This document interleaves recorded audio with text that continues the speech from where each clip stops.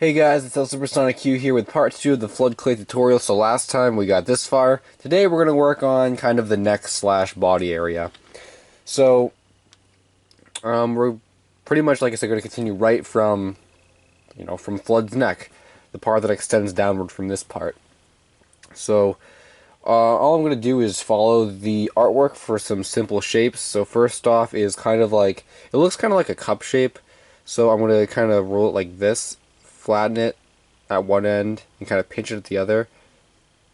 And then afterwards kind of pull it a little bit to get it as even as I can. But it should be like this shape. Kind of thin that out all the way around. And now I'm just trying to see. Alright, that's a good size. I like that. So we'll put it right on him, center as you can get it.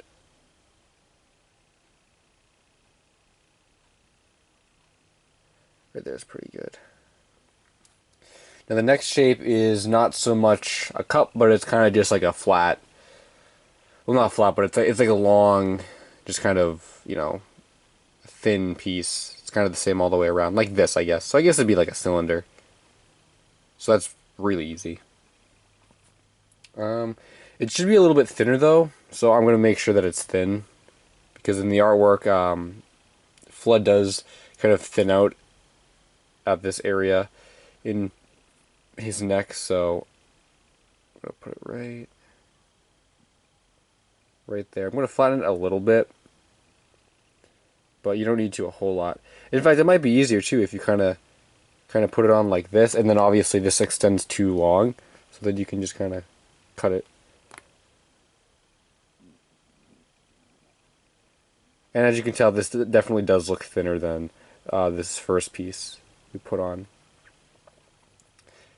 So it's pretty much going to look like that, and then we're going to do the kind of the yellow portion,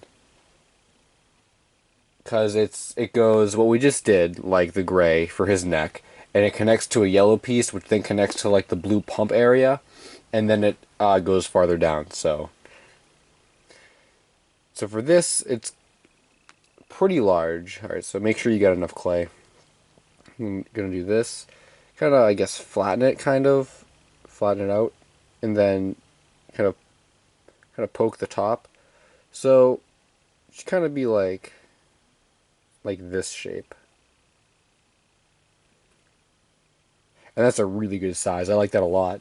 But now what we're going to do to attach it is use a toothpick. So, like I said, I have to do a whole separate toothpick tutorial. But for this, what I'm going to do is take the toothpick. And now what you don't want to do is just like shove this straight in there, because you're going to like smudge all this. You're going to push it all up against each other. It's going to be terrible. So what you want to do is start it right in the center.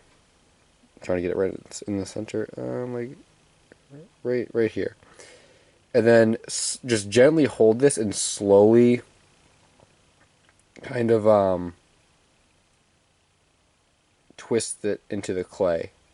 Now, if you could tell, I actually kind of misfired a little bit, and some of the clay broke up here because it was at an angle that was pushing upward. So I'm just going to kind of cover that up. So be careful that doesn't happen as well.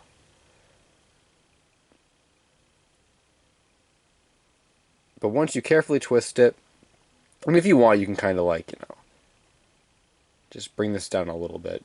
But if you just shoved it in there, you would have smudged all this, and it would have kind of just blotched up into one big thing. We don't want that. Now all we're going to do is just stick this right onto here, as center as you can get it. Now normally I'd complain about, oh well, we have this kind of toothpick overlap down here, but that's okay, because it's going to get covered up, so we can leave it there for now. And it might actually help us that it's extended farther, so that we don't have to insert another one when, we try and build the rest of his body. So it's looking like this right now, which I like a lot. I think we'll have him go this way. So the mouth would go, yeah, the mouth would go like here when we do attach it. But that's pretty much that so far. Now, like I said, we're going to attach this to a Mario figure, but I want to sculpt it so that it can universally be attached to any Mario figure. So that's why I'm kind of holding off on this back piece right now, and pretty much any other part of, you know, the head, is because I want to make sure that, you know, it's going to be able to be put onto any Mario figure. So I think we can probably get a little more done right now. I don't want to worry about the eyes until the very end, because if we did the eyes, then we'd, you know, be trying to put this on, and we'd be, you know, doing like this, and it would be smudging the eyes and all this other stuff. So I think, you know what, I think we'll continue on with the blue. Finish that up for today, and that'll do it. So the blue is kind of interesting because it's kind of like, I don't know, it's kind of like it's a weird shape. So I'm gonna do my best here. So I think I'm gonna take two separate pieces and flatten them pretty much identically, and then put them together, and then kind of pinch them together. Now obviously, like, this is a terrible pinching job, so you want to, like, you know, make it look a little neater. But I think this will essentially create the shape that we want. I think it looks good, so I'm just going to do it for kind of measurement's sake. Yeah, that's good. You want it like about the same size as that. And then we're going to do that again. Yeah, that'll definitely give us the shape we want.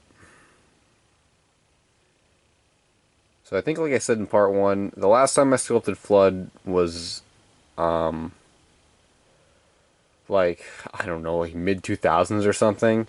And even that model that I remember making, he's long gone. Like, destroyed. Just lost. So, I think we're doing pretty good so far. For the first time in, you know, more than 10 years. So now what I'm going to do is kind of take both of these and kind of push them down a little bit, just very lightly. And then I'm going to take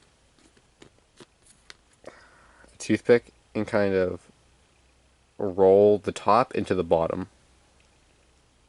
Top bit of clay.